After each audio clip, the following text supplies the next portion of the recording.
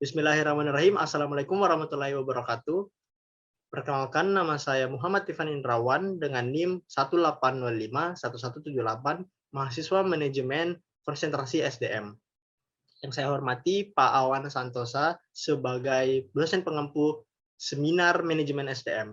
Baiklah, saya akan mempresentasikan seminar proposal manajemen SDM saya dengan penelitian yang berjudul pengaruh kompetensi, motivasi kerja, dan disiplin kerja terhadap kepuasan kinerja karyawan dengan pelatihan sebagai moderasi pada studi BMT Ahliwan. Baik, yang pertama yaitu latar belakang penelitian. Mengapa saya dikarenakan saya mahasiswa manajemen konsentrasi sumber daya manusia, erat kaitannya dengan kinerja karyawan, erat kaitannya dengan kepuasan kinerja karyawan. Maka dari itu, tanpa peran karyawan, meskipun faktor-faktor yang diperlukan sudah ada, organisasi dan perusahaan tidak akan berfungsi. Karena manusialah, oranglah, individu-individu lah yang menggerakkan dan menuliskan arah suatu organisasi. Maka yang bisa saya simpulkan adalah organisasi itu memberikan kepuasan kinerja yang baik dan pada akhirnya mencapai tujuan perusahaan. Mengapa saya memilih objek BMT Ahliwan? Dikarenakan pada mata kuliah sebelumnya, pada semester-semester sebelumnya, beberapa kali saya mengambil objek BMT Ahliwan untuk memenuhi tugas, dan saya sudah mengenal beberapa orang di BMT Ahliwan. Lalu juga salah satu alasannya yaitu dikarenakan jenis penelitian yang saya ambil yaitu penelitian kuantitatif dan memerlukan banyak sampel, maka salah satu opsinya adalah koperasi, dan saya memilih BMT Ahliwan. Lalu bagaimana cara saya untuk mengetahui main problem atau permasalahan yang bisa saya kulik dan membantu saya untuk menentukan judul yang cocok, yaitu dengan melakukan wawancara terhadap pimpinan BMT Ahliwan. Dan saya bisa mengambil yaitu BMT Ahliwan membutuhkan karyawan yang mempunyai keahlian yang dapat mengembangkan organisasi atau perusahaan.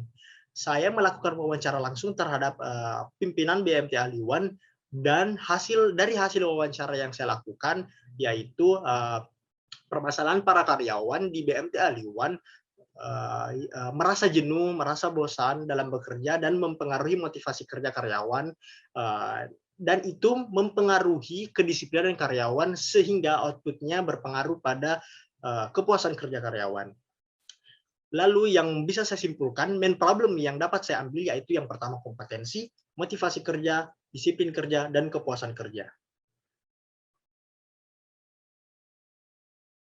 Oke, ini beberapa pendapat ahli yang saya ambil, yaitu yang pertama, menurut Lita Wulantika tahun 2017, kepuasan kerja adalah umumnya berkaitan dengan sikap seseorang terhadap pekerjaan. Yang kedua, menurut Jason L. Colquitt tahun 2013, mengemukakan bahwa kompetensi mewakili keyakinan individu dalam kemampuan untuk berhasil menyelesaikan tugas atau pekerjaannya. Yang ketiga, menurut Hadjats Lutans dan Doh tahun 2010, mengemukakan bahwa motivasi sebagai proses psikologis dengan keinginan dan kebutuhan yang tidak terpenuhi yang mendorong tujuan dan insentif. Dan yang terakhir, menurut Mangkunegara tahun 2013, disiplin kerja didefinisikan sebagai penerapan kontrol untuk memperkuat pedoman organisasi. Lalu juga dalam penelitian saya memiliki turunan variabel baru sebagai pemecah masalah, yaitu pelatihan. Mengapa saya menjadikan pelatihan sebagai variabel moderasi? Karena pelatihan merupakan proses mengubah perilaku karyawan sehingga karyawan bisa meningkatkan kinerjanya dalam mencapai tujuan organisasi. Sumber saya yaitu saya mengambil pengertian dari Hollenbeck dan Wright tahun 2013. Ia mengemukakan bahwa pelatihan adalah usaha terpola pada memfasilitasi pembelajaran karyawan buat menaikkan kompetensi yang sinkron sesuai kebutuhan pekerjaannya. Berikut adalah rumusan masalah yang saya masukkan di penelitian saya, yaitu yang pertama, apakah kompetensi berpengaruh terhadap kepuasan kerja karyawan di BMT Ahliwan? Yang kedua, apakah motivasi kerja berpengaruh terhadap kepuasan kerja pada BMT Ahliwan? Yang ketiga, apakah disiplin kerja berpengaruh terhadap kepuasan kerja karyawan di BMT Ahliwan? Yang keempat, apakah pelatihan berpengaruh dalam moderasi kompetensi terhadap kepuasan kinerja karyawan di BMT Ahliwan? Yang kelima, apakah pelatihan berpengaruh dalam memoderasi motivasi kerja terhadap kepuasan kerja karyawan di BMT Aliwan? Dan yang terakhir, apakah pelatihan berpengaruh dalam memoderasi disiplin kerja terhadap kepuasan kinerja karyawan di BMT Aliwan? Berikutnya yaitu tujuan penelitian. Yang pertama, untuk menganalisis pengaruh kompetensi terhadap kepuasan kerja karyawan di BMT Aliwan. Yang kedua, untuk menganalisis pengaruh motivasi kerja terhadap kepuasan kerja karyawan di BMT Aliwan. Yang ketiga, yaitu untuk menganalisis pengaruh disiplin kerja terhadap kepuasan kerja karyawan di BMT Aliwan. Yang keempat, untuk menganalisis pengaruh pelatihan dalam memoderasi kompetensi terhadap kepuasan kerja karyawan di BMT Aliwan. Yang kelima, untuk menganalisis pengaruh pelatihan dalam memoderasi motivasi kerja terhadap kepuasan kinerja karyawan di BMT Aliwan. Dan yang terakhir, untuk menganalisis pengaruh pelatihan dalam memoderasi disiplin kerja terhadap kepuasan kinerja karyawan di BMT Aliwan. Berikutnya yaitu manfaat penelitian. Ada dua. Yang pertama, manfaat teoritis. Penelitian saya mengharapkan penelitian ini untuk dapat menambah pengetahuan dan membantu pembaca dalam memahami kompetensi, motivasi kerja, disiplin kerja, dan kepuasan kerja, serta pelatihan sebagai variabel moderasinya. Dan yang kedua yaitu manfaat praktis. Saya berharap bahwa penelitian ini dapat dijadikan bahan informasi yang akurat bagi semua pihak yang berminat untuk memperoleh informasi dan data dasar dalam mengadakan penelitian lanjutan yang berkaitan dengan penelitian saya ini. Lalu saya juga berharap ini menjadi informasi yang penting bagi para pimpinan BMT Aliwan dalam menciptakan dinamika perkembangan mutu kinerja karyawannya. Oke, yang berikutnya yaitu landasan teori. Yang pertama yaitu kepuasan kerja.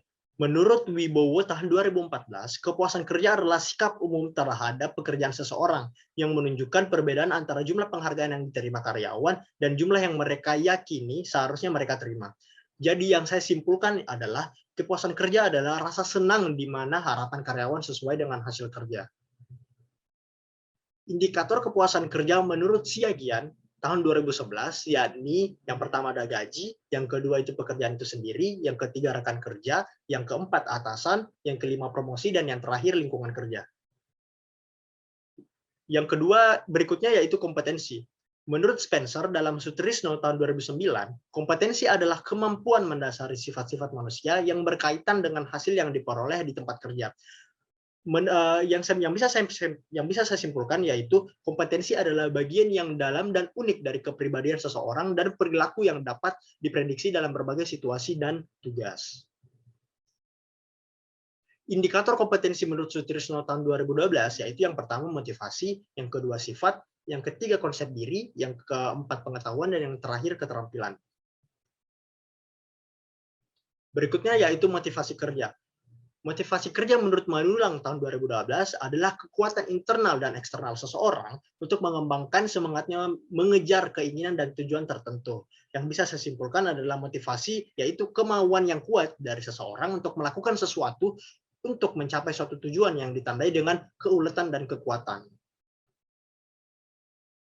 Indikator motivasi kerja menurut Mangkunegara tahun 2017 adalah yang pertama kerja keras, yang kedua orientasi masa depan, yang ketiga tingkat cita-cita yang tinggi, yang keempat orientasi tugas dan keseriusan tugas, yang kelima usaha untuk maju, yang keenam ketekunan dalam bekerja, yang ketujuh hubungan dengan rekan kerja, dan yang terakhir pemanfaatan waktu.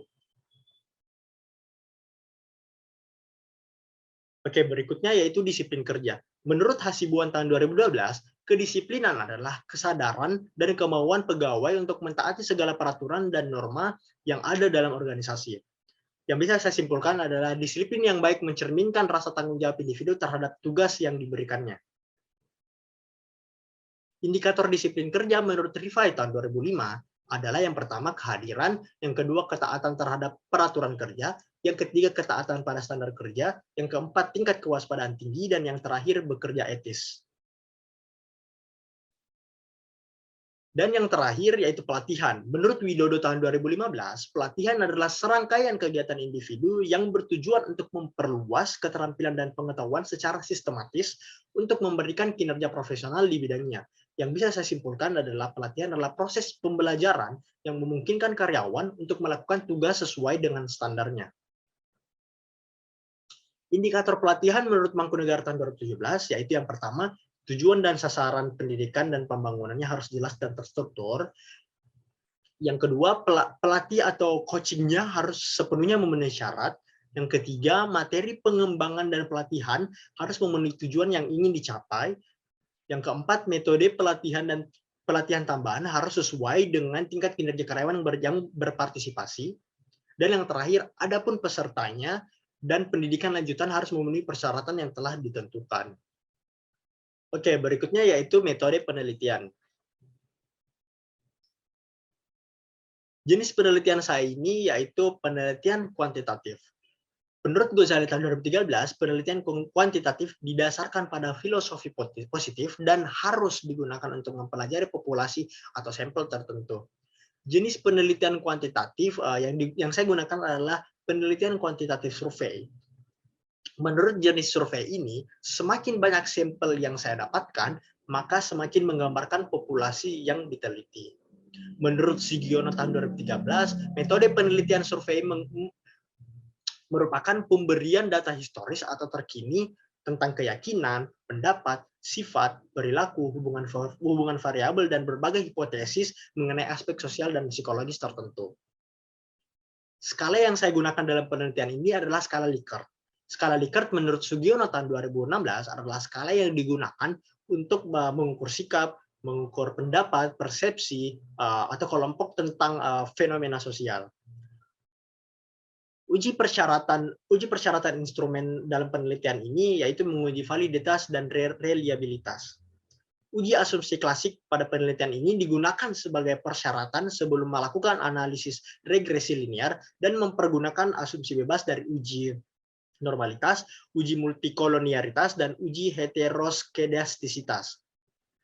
Berikutnya yaitu teknik analisis data yang saya gunakan pada penelitian ini. Yang pertama yaitu uji koefisien determinasi, uji F atau regresi simultan, dan yang terakhir uji T yaitu regresi parsial.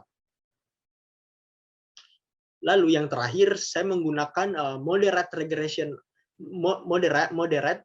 analysis atau yang disingkat dengan MRA, yaitu mengukur kekuatan hubungan antara dua variabel atau lebih, juga menunjukkan arah hubungan antara variabel dependen dengan independen.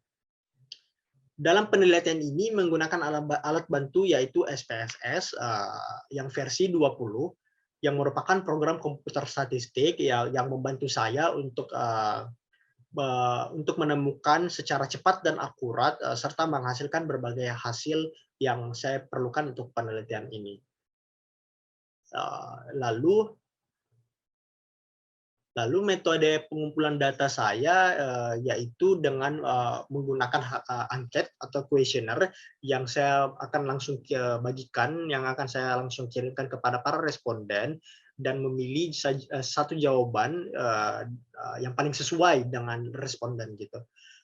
Lalu sumber data yang saya gunakan pada penelitian ini ada dua, yaitu data primer, yaitu dengan tadi menggunakan angket atau kuesioner, dan yang kedua data sekunder, yaitu saya mengambil data dari